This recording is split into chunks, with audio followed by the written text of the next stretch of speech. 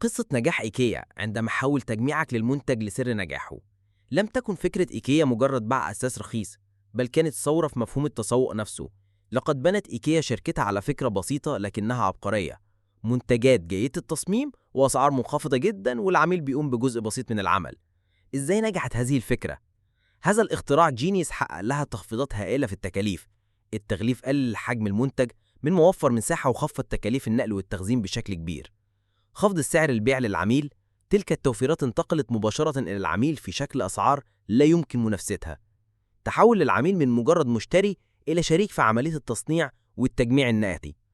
الفكرة لقت نجاح كبير وشركات كتير خدت نهجها، ومع تضخم الأسعار في السوق المصري شركة هوم ميكر قررت تاخد نفس النمط.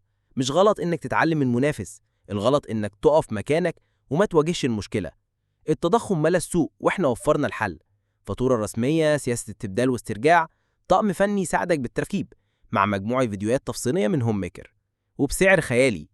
إزاي؟ لأنك بتشتري مباشرة من مصنع هوم ميكر من غير أي وسيط. تخيل توفر 5000 جنيه أو 1000 كامل على أجود خشب كاونتر فينش عالي، والخشب بيجي متركب، أو وفرت 300 جنيه في دولاب أو جزامة معدن. جودة مش هتتكرر وسعر مش هيتعوض. كلمنا دلوقتي قبل ما يخلص العرض. للطلب ابعت لنا رسالة على الصفحة، أو كلمنا على واتساب أو فون، أو تعال شوف الجودة بعينك وقول رأيك.